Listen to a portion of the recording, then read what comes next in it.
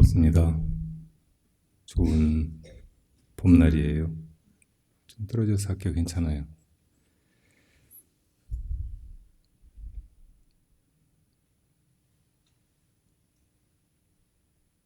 오늘 아침 차담 시간에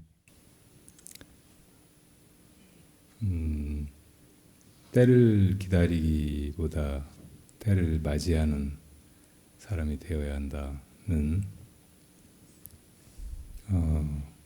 훌륭한 스님의 법문을 전했었습니다. 우리는 언제나 마음속에 무엇인가를 기다리고 있습니다. 지금 내 처지가 온전히 만족스럽고 편안하고 더 바랄 나위 없이 좋기 때문이 아니라 그렇지 못하기 때문에 이보다 나은 상태, 지금의 불편이나 부족함이 다 사라진 완전한 때를 기다리는 거죠. 그 때는 미래의 언젠가에 우리에게 오는 것이 전혀 아닙니다. 아무도 그렇게 기다려서 좋은 때를 살아볼 수 있는 사람은 없어요. 우리가 지금 몇십 년을 살아봐서 대부분 다 잘 느끼듯이 살아봐야 그게 그거예요. 그날이 그날이고 별다른 것이 없어요.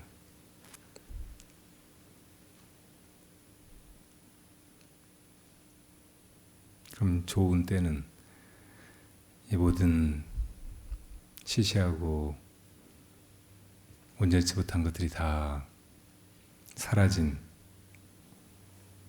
그런 완전한 세상 혹은 태평성대는 아주 안 오는 것일까요?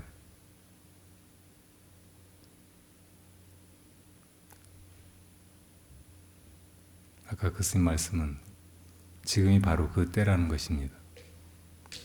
이미 와 있고 또 이렇게 끝없이 밀려오고 있다는 것이에요. 지금 이 때를 맞이할 줄 알면 아무런 망상이나 허망한 꿈을 갖지 않고 이대로 맞이하면 지금이 가장 좋은 호시절이라는 거예요.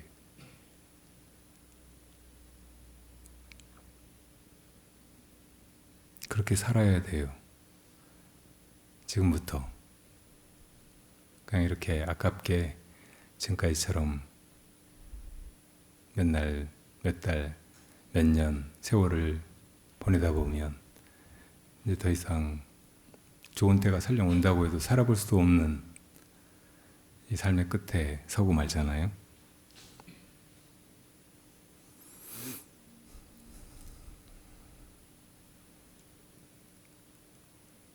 그 시절을 기다리기보다 지금 이 순간 이것을 어떻게 맞이하며 살 것인가, 어떻게 지금 이 순간을 바로 볼 수 있는 그 안목을 열 것인가,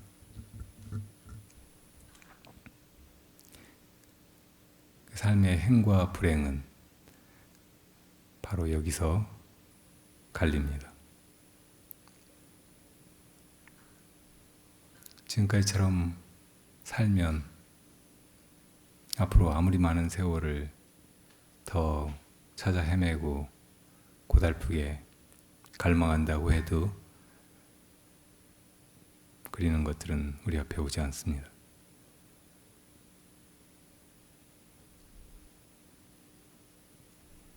그래서 내가 달라지는 것, 내가 나를 넘어서는 것, 내 안에 이미 갖춰져 있지만 아직 뜨고 있지 못한 내 눈을 뜨는 것, 이것을 지혜로운 사람은 목표 삼아야 하고 그 눈을 지금 떠야 돼요. 오늘 바라성화제는 56번째 모든 것을 이기고 마음의 주인이 될 수 있는가, 이 제목으로 살펴보도록 하자고요. 한번 같이 또 읽어보죠.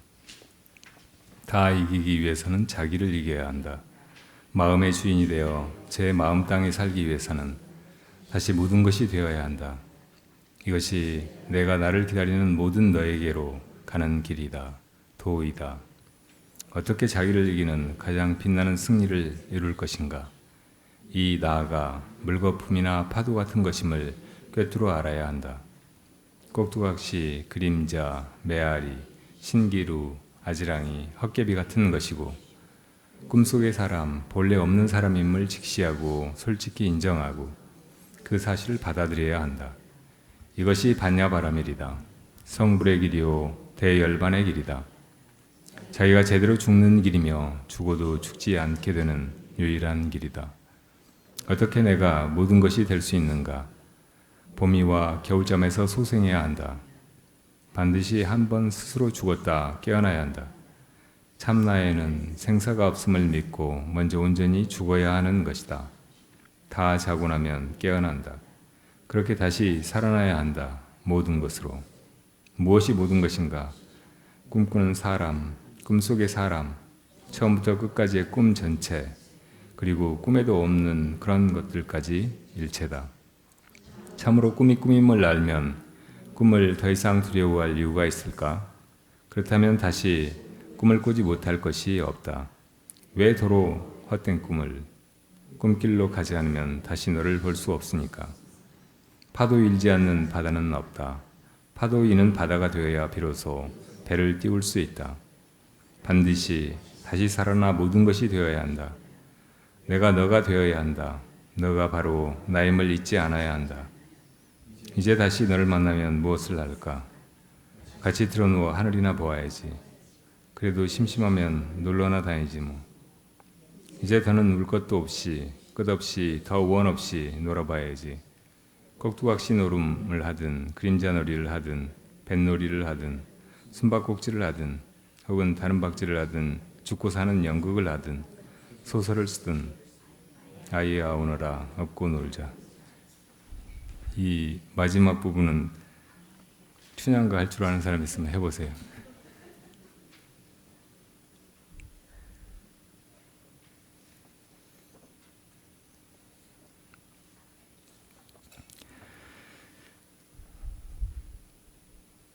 내가 나로서 살아가는 세상은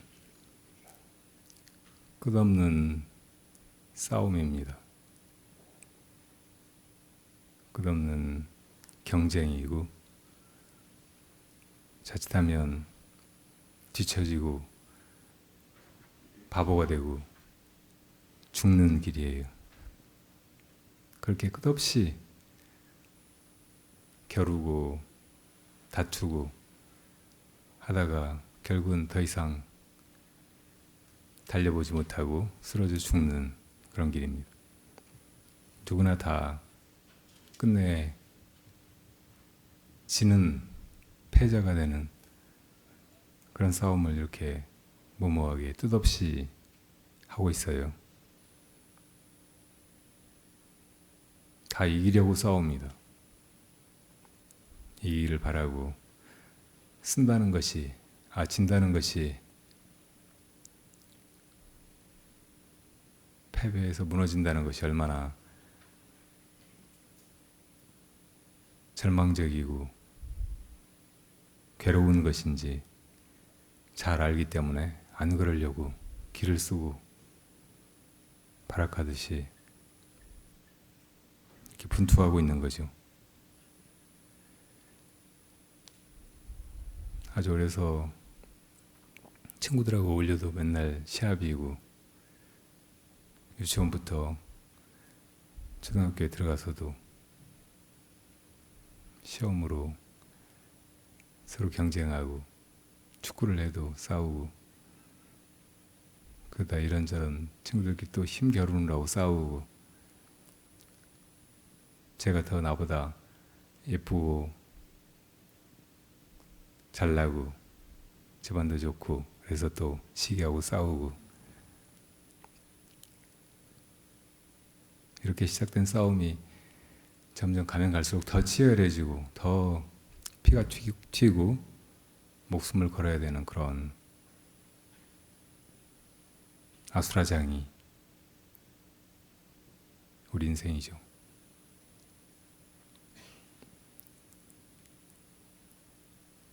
그러니까 여기서 승리한다는 것은 일시적인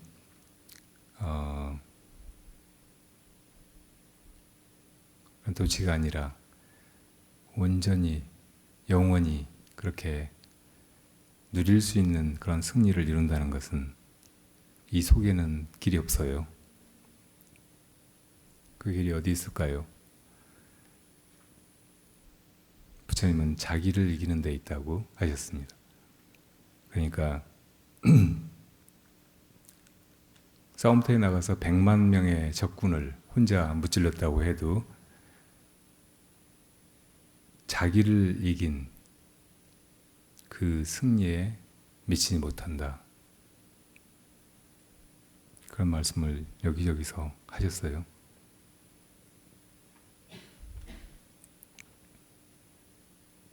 이건 세상에서의 싸움, 또 더 구체적으로 몸으로 승부를 겨루는 그런 시합 같은 데서도 고수들이 어떤 경지에 이른 사람들이 대체로 하는 말들이에요.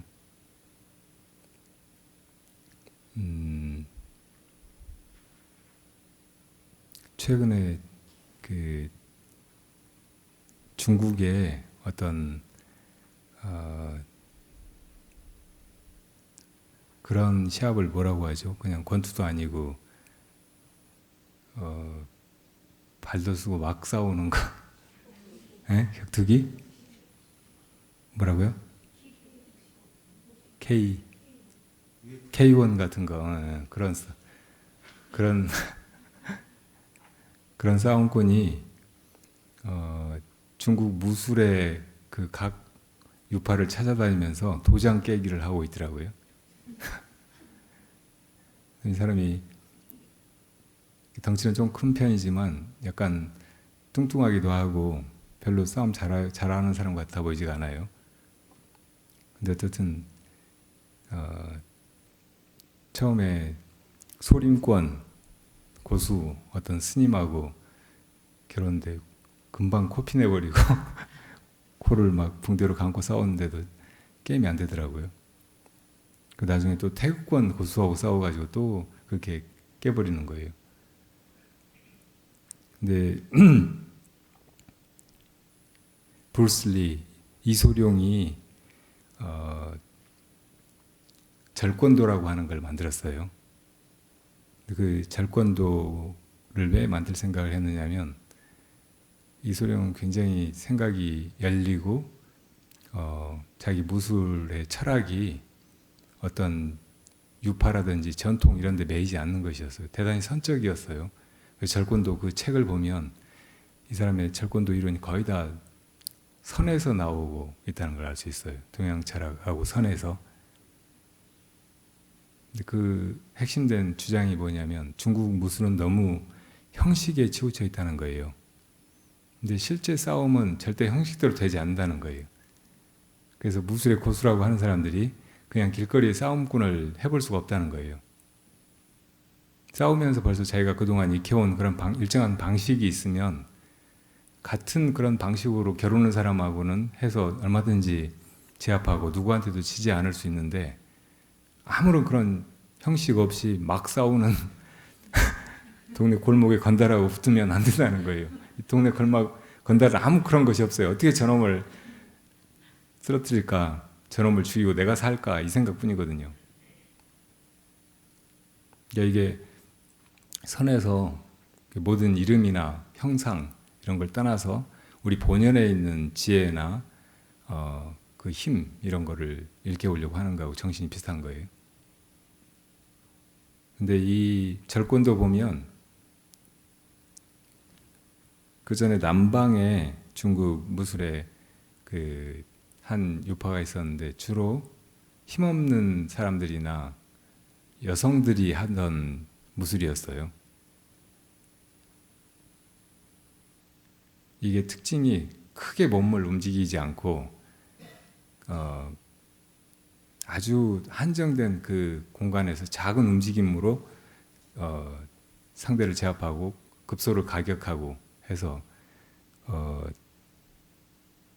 상대를 이기는 그런 무술이에요. 그러니까 이소룡 영화에 보면 굉장히 액션이 큰 발차기 같은 것도 나오고 이렇게 화려하게 보이기도 하는데 그보다 이 손을 쓰는 간단한 그런 기술 같은 건 되게 그 유파의 권법이에요. 근데 그렇게 만든 절권도의 이소룡 후계자들도 이 아까 그 K1인지 UFC인지 그 사람이 가서 깨버리더라고 제일 최근에. 되지가 않아요. 왜 그러죠? 이 KFC가 동네 싸움꾼하고 비슷하게 싸우는 거라서 그래요. 일정한 전통이라든지 방식 이런 것이 전혀 없어요. 그냥 싸워. 그리고 그 사람들은 목숨 걸고 싸워요. 그러니까 목숨 걸고 덤벼드는 사람 어떻게 해보기가 참 어려워요. 제가 옛날에 뭐 그런 걸 관심 있어 막 하고 할 때 어떤 구두 닦기 청년이 하나 배우러 왔어요. 근데 그 사람이 처음에는 되게 어리숙하고 잘 못했는데 굉장히 빠른 시간에 엄청난 성장을 하더라고요. 그 도장이 제일 잘하는 사람 하는 거를 다 따라서 하는 거예요.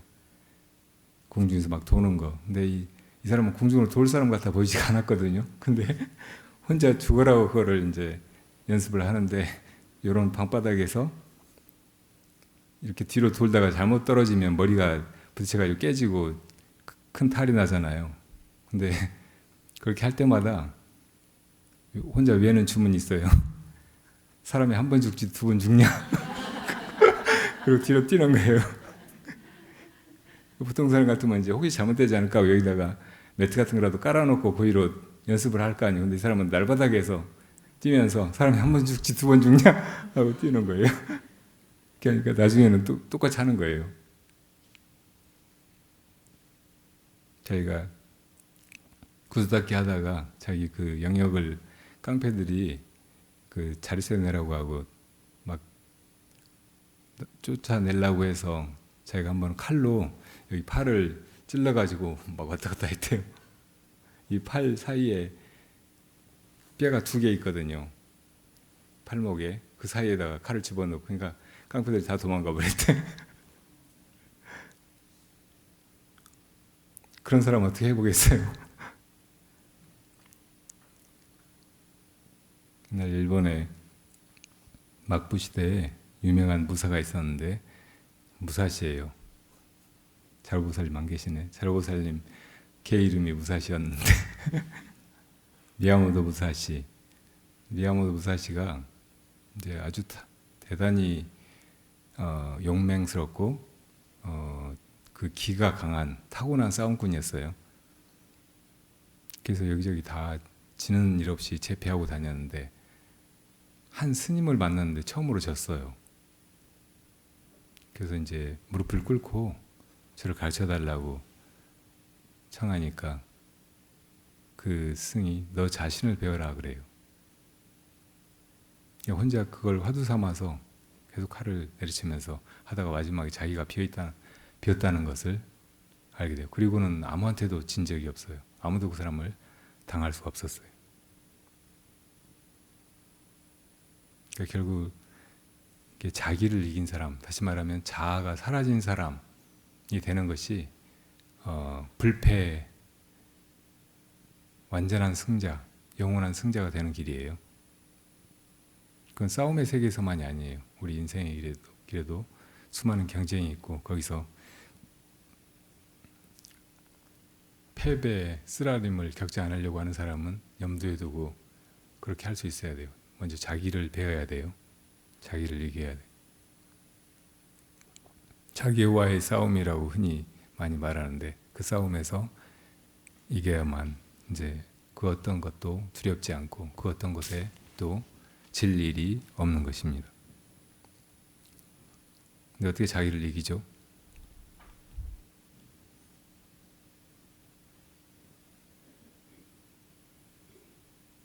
자기를 이기는 싸움이 백만 대군을 이기는 싸움보다 더 치열할 것 같잖아요. 근데 의외로 너무 간단하고 쉬워요. 그런 길을 부처님이 가르쳐 보이신 거예요. 그건 이 자아를 잘 보는 거예요. 이 자아가 원래 있는 것이고 실체라면 이걸 부실 수는 없어요. 불법에 무엇이 있다 없다 하는 그런 개념은 우리가 일상적으로 쓰는 개념보다 훨씬 더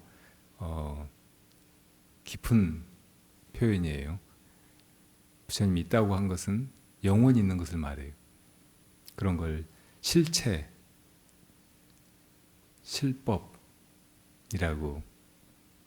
그렇게 말씀하셨어요. 다른 것들은 다 환이에요.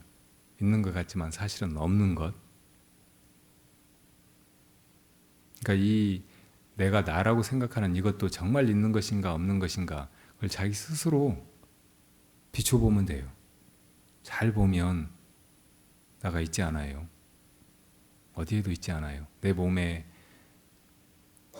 어디 있는가 이렇게 보면 처음에 대부분은 다 나 여기 있다고 이렇게 자기가 가슴을 가리키잖아요. 근데 가슴 속에 어디 그 자아가 들어있어요. 수술한다고 그게 나와요. 또 요즘 사람들은 뇌가 생각하고 모든 우리 그 인간적인 결정이나 결단이 다 여기서 나오니까 내가 여기 있다고 생각할 수 있어요. 여기 열어봐도 두부 비슷한 그런 고기 덩어리밖에 없어요.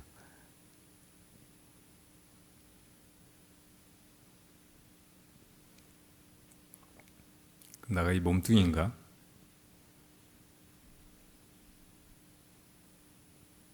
몸뚱이 전체? 그러면은 물론 내가 몸이 죽어서 없어지면 나는 사라지겠죠. 그리고 내가 엄마 뱃속에서 태어나기 전에는 내가 없었겠죠.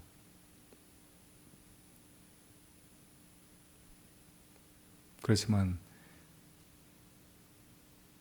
우리는 흔히 전생이 있고 또 많은 후생이 있다고 배우잖아요. 뭔가 죽지 않는 것이 있다는 말이잖아요.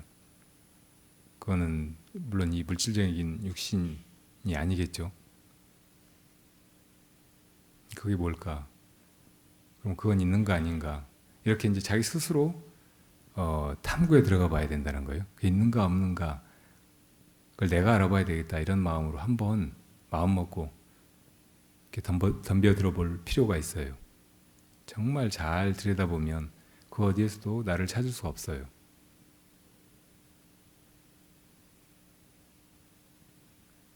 누구나 다 이 자아가 가장 기본적인 것이고 가장 소중한 것이기 때문에 그 자아가 없다는 그 통찰이 감당하기 어려울 만큼 당혹스럽고 허무하고 그럴지도 몰라요. 그렇지만 그 진리에 맞서야 하고 직시해야 하고 거기 들어가 봐야 돼요. 그리고 우리가 조금만 용기를 가지면 그리고 진실을 직시하려고 하는 그런 정직한 자세만 가지면 그거 하는 것이 그렇게 어렵진 않아요. 이거를 조금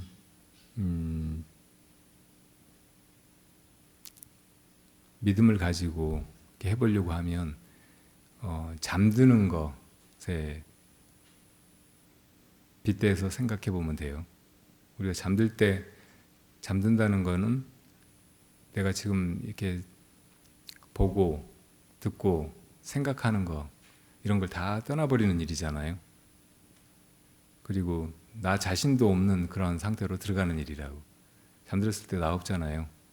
꿈속에서는 물론 이 자의식이 남아있고 작동하지만 꿈도 없이 잠들었을 때는 나도 없다고. 근데 그렇게 해도 내가 사라지는 거 아니잖아요. 다시 다음날 멀쩡한 그 사람으로 오히려 그 전날보다 지쳤을 때보다 훨씬 이렇게 신선하고 맑은 그런 생기를 얻어가지고 깨어난다고. 그러니까 잠들면서 내일 못 깨어나면 어쩌지? 이제 나 죽어서 없어져 버리면 어쩌지? 하고 불안해 하지 않잖아요, 아무도.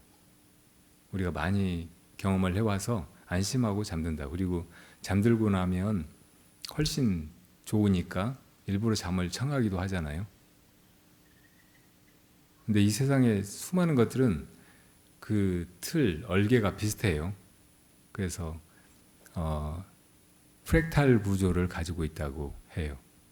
그러니까 우리가 태어나서 살고 살다가 끝내 죽고 이렇게 하는 것하고 우리가 낮에 이런저런 활동을 하다가 밤 되면은 잠들고 잠들었다가 또 다음날 깨어나고 하는 거하고 얼개가 아주 비슷해요.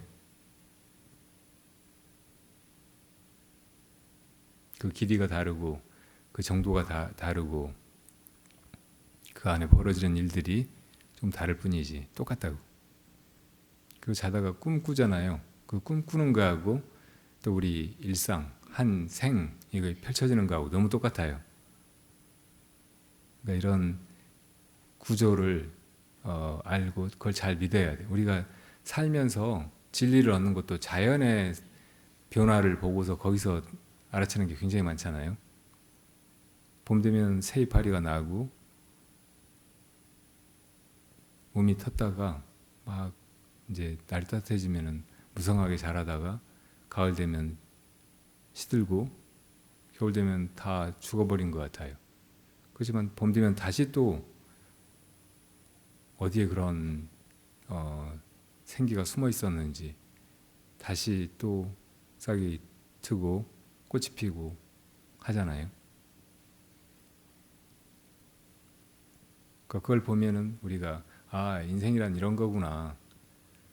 내가 이렇게 살다가 죽지만 우주의 어떤 시간, 봄의 시간이 오면 다시 내가 소생하겠구나 하고 믿을 수 있다고 안심하고 떠날 수 있어요. 옛날 노인들 보면 자기 죽을 때 되면 자기가 관을 사놓고 그걸 맨날 가서 어루만지면서 내가 죽으면 이 속에 들어가서 쉬겠구나 하고 자기 무덤자리도 가서 보고 만들어 놓고 죽는다고. 내가 본 바로는 옛날 시골 노인들이 훨씬 더 편안하게 임종을 맞이하더라고요. 도 오래 닦았다고 하는 사람들보다 어쩌면 더 표시도 없이 자연스럽게 의연하게 죽음을 맞는 거예요. 그 사람들이 자연 속에서 살아왔기 때문에 자연의 질서를 그 속에서 너무 많이 깊이 이렇게 자기화하고 내면화하고 해왔기 때문에 그렇게 할 수 있었던 것 같아요. 우리도 나에게 닥쳐올 죽음이라든지 나의 부재, 헤어짐, 이 내가 알았던 모든 거, 가졌던 모든 거, 정을 붙이고 애착하고 했던 걸 다 놓고 떠나는 이것을 너무 두려워하면 안 돼요. 조금 용기를 가지고 한번 놓아볼 줄도 알고 떠나볼 줄도 알고 또 자기를 내려놓거나 던져버리거나 혹은 그냥 가볍게 인사하고 헤어질 수 있어야 된다고. 그냥 잠들듯이 그렇게 죽을 수도 있는 거예요. 그렇게 자기 없는 상태를 두려워하지 말고 그 상태로 들어가 보려고 조금만 용기를 내면 조금만 믿음을 가지고 한번 도전해 보면 누구나 다 뜻밖에도 자기 없는 상태가 이렇게 편안할 수가 있을까, 이렇게 완전할 수 있을까 이런 체험을 금방 할 수 있단 말이에요. 그러면은 이제 점점 그게 쉬워져요. 그 필요하면 언제든 자기를 놓아버릴 수 있어요. 자기 없는 상태로 그냥 들어가 버릴 수 있다고. 이거 살면서 경쟁을 해야 되거나 혹은 다른 사람하고 언짢은 일이 있거나 그럴 때도 그런 불편하고 괴로운 심경에서 제일 빨리 떠나는 길은 자기 없는 상태로 그냥 들어가 버리는 거예요. 가끔 스트레스 받으면은 그 스트레스를 즐거운 무엇인가를 하면서 푸는 사람들도 있지만 어떤 사람들은 그냥 자거든요. 저도 어렸을 때 그런 방법을 많이 이용했는데 자버리면 괜찮잖아요. 아무것도 없어요 거기. 막 불편하게 하던 일도 없고 막 엄청 울다가 잠들고 나면 깨나서 보면 내가 왜 울었지? 그런 생각이 들 정도로 그 나 없는 시간에 모든 치유나 문제 해결이 일어나는 거예요. 그냥 그렇게 이 자기 없는 상태, 자기 없는 자기로 돌아가는 거, 이것이 해보기만 하면 이렇게 좋은 것이고, 이 세상의 모든 갈등이나 문제나 이 거친 싸움에서 이렇게 도피한다기보다는 그걸 극복하는 지름길이라는 걸 알 수 있어요. 그냥 그렇게 언제나 할 수 있는 것이니까 얼마나 좋아요. 다른 거는 막 여러 가지를 준비해야 되고 때를 기다려야 되고 막, 그런데 내가 그냥 나 없다 이렇게 거기로 들어가 버리면 되니까 제일 간편한 방법이란 말이에요. 법정 스님 그 수리산방 화장실에 이 다른 사람 들어오고 안 들어오고 하게 하려고 팻말을 하나 써놓으셨는데, 한쪽은 나 있다, 뒤쪽은 나 없다.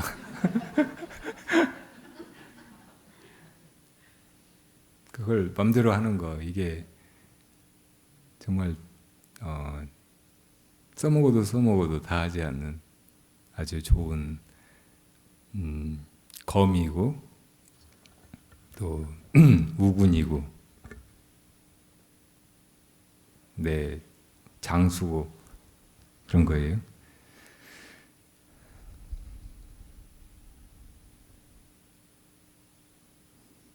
근데 내가 죽는 것이 그냥 그렇게 이 세상의 갈등이나 문제, 고충을 떠나는 길이기만 하면 그건 약간 도피 같아 보이잖아요.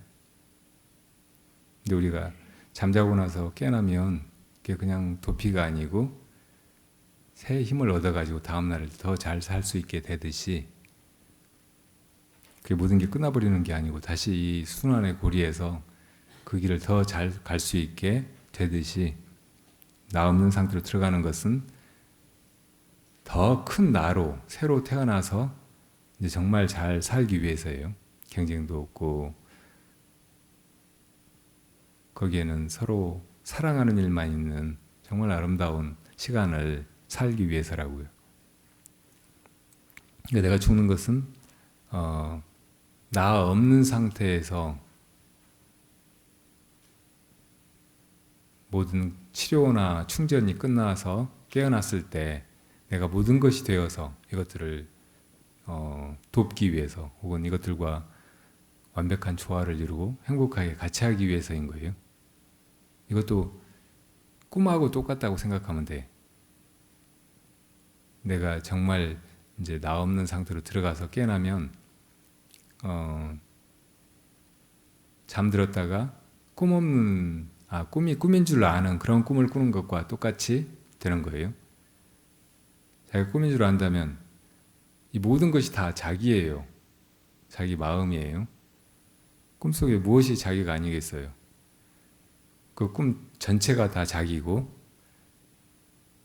전체가 다 그 꿈꾼 사람이고, 또 꿈속에 그 나도 꿈꾸는 그 마음이고, 또 꿈속에 다른 사람도 그 마음이고, 꿈속에 어느 것 하나 그 사람 아닌 것이 없잖아요. 심지어는 꿈속에 있지도 않은 것, 어떤 걸 상상해가지고 그런 걸 말한다고 해도 그조차도 다 마음이 지어내는 것이고 마음속에 있는 거잖아요. 이것이 다 꿈과 같은 것이라고 하면 이 속에 나 아닌 것이 아무것도 없어요. 무아를 거쳐서 내가 없다고 생각하고 이걸 보면 어디에도 구분이 없어요. 살아있는 생명이든 죽어있는 것이든 다 나란 말이에요.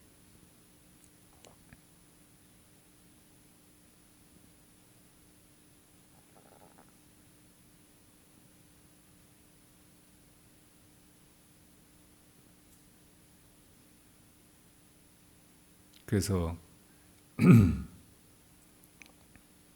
정말 자기를 버릴 줄 아는 사람은 그 버린 자리에 머무르지 않고 이제 나를 어떤 때는 드러내서 어떤 때는 나를 없애버리고 이렇게 자제롭게 살아갈 수 있게 돼요. 그러니까 그렇게 하려고 나 없는 자리로 들어가는 거예요. 그냥 사라져 버리려고 도피하려고 그렇게 하는 것이 아니고, 그러니까 꿈을 마음대로 꾸려고 다 꿈인 줄 알고 마음대로 꾸면서 그 꿈 속에서 다른 사람을 돕고 또 다른 사람을 꿈에서 깨우고 하기 위해서 나 없는 그 잠 속으로 들어간다는 말이죠.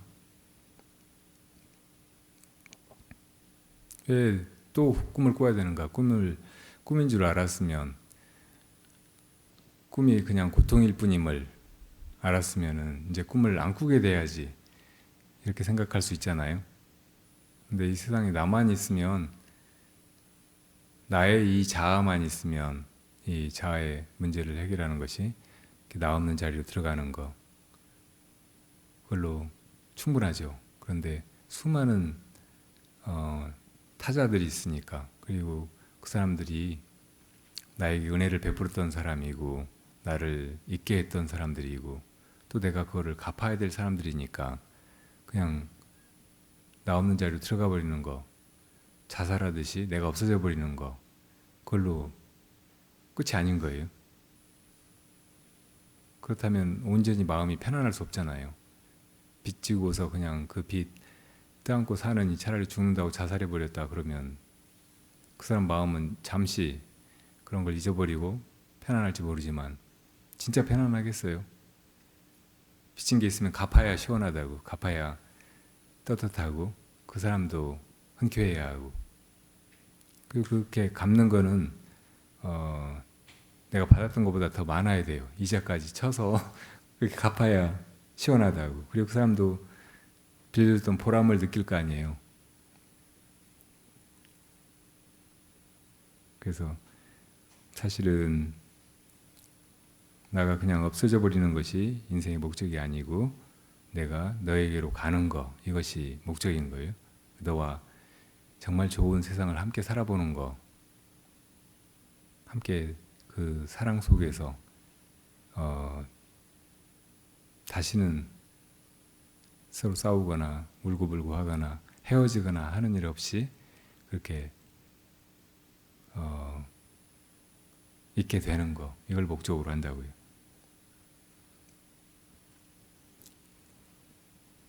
살면서 우리가 혼자 혹은 다른 사람과 함께 무엇인가를 해야 된다는 거, 이것은 어떤 때는 부담이죠. 일이에요. 근데 나가 없는 것을 꿰뚫은 사람한테는 그런 게 하나도 일이 아니에요. 뭐 내가 한다는 생각이 있으면 그게 힘들면 일로 느껴지잖아요. 근데 그런 생각이 없으면 그냥 그게 벌어지는 거예요. 무사라고, 무사인이 되어서 그냥 그렇게 존재하는 거지 일이 아닌 거예요. 그런 거를 잘 보여주는 것이 어린 아이들의 놀이 같은 거예요. 일하고 놀이 사이에는 그거를 일부러 하느냐 아니면 그냥 나오는 대로 그렇게 되어가는 것에 맡길 줄 아느냐, 이 차이라고. 애들 그냥 놀잖아요. 별걸 다 하고 놀아도, 하루 종일 놀아도 지치지도 않고 그냥 계속 웃고 계속 깔깔대고 막 하면서 그렇게 논다고. 타고를 시해보면 아이들 노는 걸 묘사한 것들이 많잖아요. 그게 우리 살아가는 세상에서 가장 평화로운 광경이기 때문에 그래요. 또 다른 누군가도 이 지구, 토인비가 그랬어요. 이 지구상에 가장 자연스럽고 원형에 가까운 한 장면을 떠올린다면 바닷가에서 엄마하고 아이하고 손잡고 모래사장에서 장난치면서 걸어가는 거라고 했어요. 그건 놀이라고요. 엄마가 아이를 키워야 되는 것도 일이라고 생각하면 이거 육아가 보통 문제가 아니에요. 근데 그냥 그렇게 같이 아이하고 놀고 시간 보내고 하는 것이 얼마나 행복한 일이에요. 그건 전혀 일이라고 해서는 안 된다고. 일이라고 생각하면 그 아이한테도 미안하지. 아이는 재밌어서 엄마는 그렇게 그냥 놀았는데 나중에 나한테 그 노임 달라고 하면 어쩌지? 그렇게 생각하면 미안한 일이죠. 네, 제 도반 스님 한 분은 제주도에 태어나서 아주 행복한 유년 시절을 보냈대요. 근데 어느 날 바다에 가서 헤엄을 쳤는데 처음 바다에 들어가 봤는데 바다가 그렇게 깊은 줄 모르고 걸어 들어가다가 빠져버린 거예요. 그래가지고 물속에 들어갔다가 막 허우적거리다 한 번 고개가 올라와서 한 번 그랬대요. 숨 한 번 쉬면서 그러다가 또 빠져가지고 물속에서 막 허우적거리다 또 나와서 숨을 들이쉬면 두 번 그랬대요.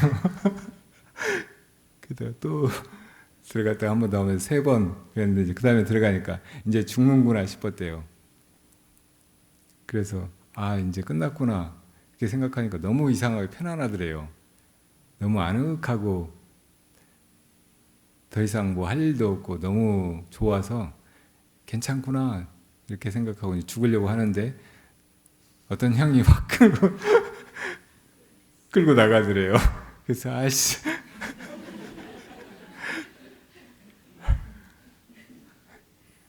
어떻게 하지? 그런 생각이 들었대요.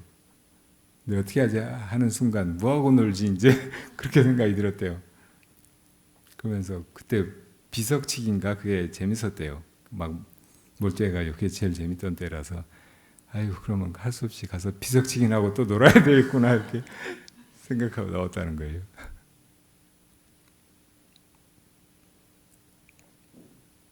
많은 그 사람들이 자살을 하는데 그 자살을 시도했다가 실패하고 깨어난 사람들이 다 증언하는 것이 이렇게 죽는 것이 그렇게 괴롭지가 않더라고 하는 거예요. 어떤 사람들은 옷장에다가 줄을 매가지고 죽어요. 근데 그 옷장 그 행어가 높지 않아가지고 자기가 이 꽃발 뭐지 그게 까치발로 서기만 하면 이거 풀어버리면 사는 거예요. 근데 안 서요. 그리고 그냥 죽어요. 왜 그럴까요?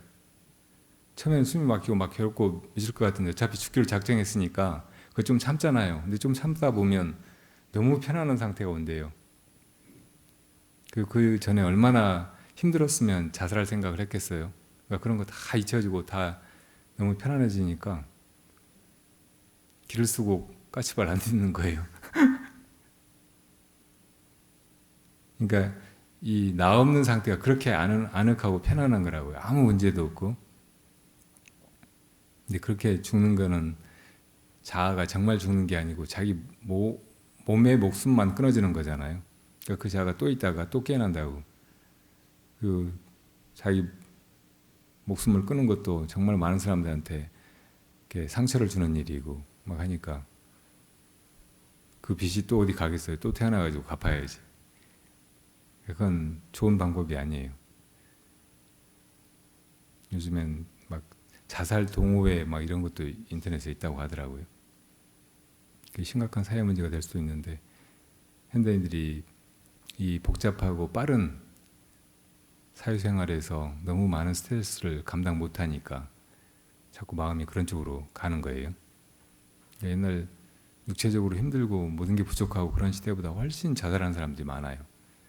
또 요즘에 젊은 세대들은 어른들보다 훨씬 덜 고생하고 크잖아요. 그럼에도 불구하고 이 현대생활이 주는 이 호모사피엔스 생물학적인 몸을 가진 이 존재에게 주는 그런 억압감, 불편 혹은 부담 이게 너무 크니까 여기서 벗어나고 싶은 거예요. 우리 주변에도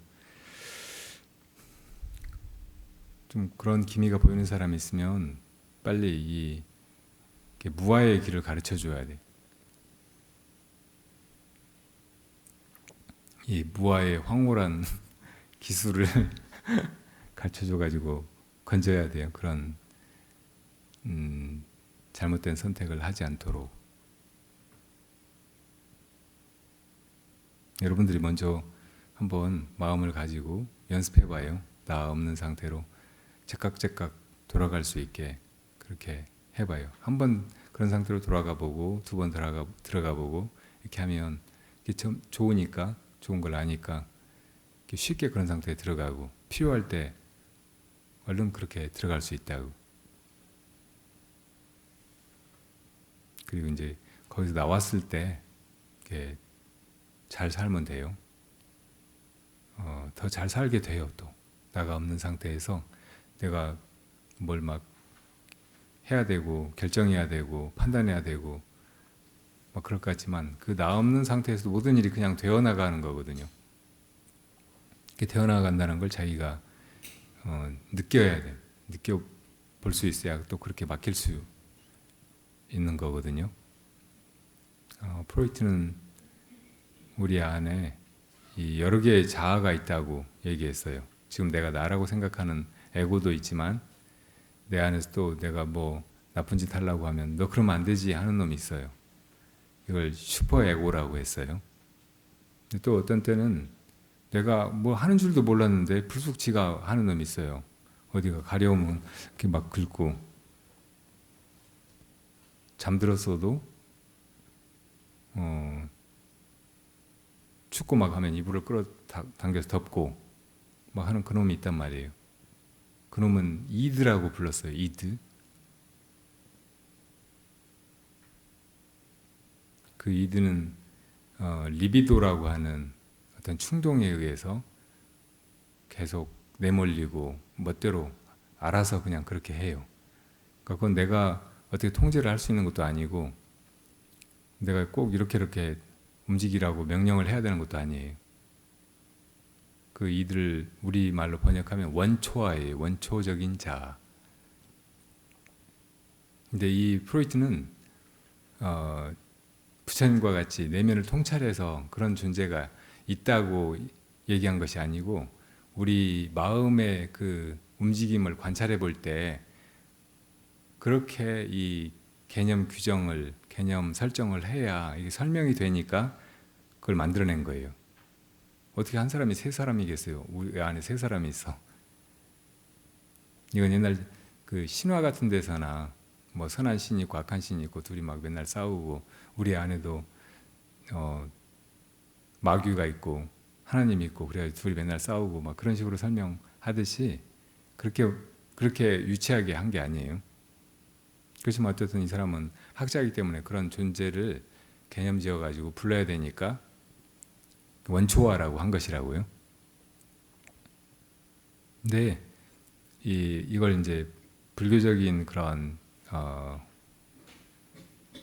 자아관에 비춰본다면 우리가 깨달아야 되는 것이 그 원초화의 존재예요. 원초화. 이 에고가 항상 힘들어하잖아요. 에고가 막 이것저것을 한다고 생각하고 다 책임져야 된다고 생각하고 고통을 당한다고 생각하고 근데 여기서 벗어나려면 이 에고는 비어서 없는 것이고 원래 존재하는 참나 이것이 다 해나간다는 것을 깨달아야 된다고. 그러니까 원초화를 느껴야 돼. 그리고 알아야 돼. 그리고 사실은 내가 어떻게 한다고 하는 것조차도 그 안에 원초적인 어떤 그 동기라든지 혹은 어떤 인연 이런 것들이 모여서 이렇게 되어 나간다는 것을 깨달아야 된다고. 그러니까 이 나가 없다는 것을 깨닫고 난 사람은 그 원초적인 자기 존재, 본연의 존재가 그냥 해나가는 거예요. 이걸 불교식으로 이야기하면 불성, 참나 이런 거라고 말할 수 있는 거예요. 아까 말한 슈퍼에고 우리 보고 이래라 저래라 안에서 막 하는 놈 이놈은 자기가 만들어낸 하나의 망상이에요. 언제나 우리가 살면서 내 마음대로 해가지고는 뜻하는 대로 잘 안 되고 또 다른 사람한테 폐해도 끼치고 또 잘 못 살게 되고 막 그러니까 누군가가 나를 통제해 주기를 내가 뭐 잘못하면 이놈하고 그래 주기를 바라는 마음이 있거든요. 인간 안에는 이렇게 어떤 초월적인 존재, 나보다 거대한 존재, 모든 것을 아는 존재 그런 존재가 있어서 나를 통제해 주고 어떤 때는 나를 또 뭐 리비도 혹은 내 안에서 막 잘못된 쪽으로 끌고 가려고 하는 그 충동, 거기서 건져주기를 바라는 그런 마음이 있단 말이에요. 그래서 이거를 이제 개념화 시킨 것이 신 뭐 이런 거예요. 그런 존재가 어디 밖에 다른 세계 저 하늘에 있으리라고 생각하는 거, 이것이 이제 그런 신을 믿는 종교들이죠. 근데 프로이트는 솔직하게 그것이 어디 밖에 있는 것이 아니고 내 안에 어떤 의식의 한 작용이나 부분이라고 얘기한 거예요. 근데 사실은 그것도 에고와 마찬가지로 다 원초적인 자아에서 만들어낸 개념이에요. 하나의 생각에 불과하다고. 그러니까 이것들 다 무엇이 이것을 할까 이렇게 안으로 물어보면 결국 하나의 그것을 발견하게 돼요. 그 뭐 이름을 원초라고 하든 아니면 무아라고 하든 불성이라고 하든 이름은 관계없고 어쨌든 그것을 발견해야 하고 그것이 다 해나가는 그 자리에 들어가야 된다고. 그래야 이제 나한테 부담이 없고 또 밖으로도 실수하지 않게 되고, 그 원초와는 그냥 중립적이고 건조한 것이 아니에요. 뜻밖에도 너무 조화롭고 자비롭고 한 그 무엇이에요. 그것이 다 해나가는데 사람들이 다 좋아한다고, 다 또 바르게 다른 사람에게 도움이 되게 그렇게 작용하고, 그러니까 거기로 돌아가는 일이 얼마나 복된 일이에요. 나에게, 그리고 이 세상에 수많은 내 주변의 존재들에게.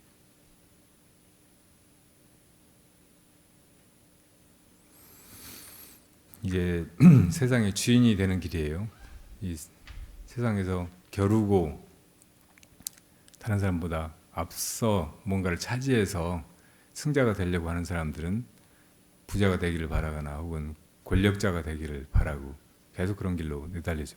아무도 그런데 이 지구의 역사에서 그런 방식으로 해서 세상 전체를 다 장악한 사람이 없어요. 세상 모든 걸 가진 사람이 없어요. 알렉산더도 징기스칸도 나폴레옹도 다 그런 헛된 꿈에 속아서 결국은 비참하게 인생을 마감했을 뿐이에요. 우리는 그런 길로 정신없이 휩쓸려 갈 것이 아니라 진정한 승리의 길로 가야 돼요. 무아를 깨닫고 이 모든 것을 다 사랑하고 그 속에서 너나 없이 행복하게 이렇게 순간순간을 살 수 있어야 되는 거예요. 그 순간순간은 영원으로 이어져 있고, 또 우리 안에 그 근본의 존재가 시간에 속하는 것이 아니고 시간이 거기서 나온 거예요. 언제나 그러니까 그것이 주인이고 이 시간을 자제하게 펼쳐내고 거두고 할 수 있는 것이니까, 시간 속에서 유한하게 뭐 아무리 의미 있고 좋은 일이라고 해도 그런 걸 해보다가 지치고 나중에는 이게 끝까지 될 수 없는 일이구나 하고 좌절하는 것보다는 훨씬 현실적으로 가능한 그런 일이에요. 그러니까 그런 길로 다 가자고요. 바라승아제. 질문이 있는데 질문에 대답할 양이 좀 많을 것 같아서 지금 하려고 했는데 오후에 하는 게 좋겠네요. 점심 맛있게 드세요. 네.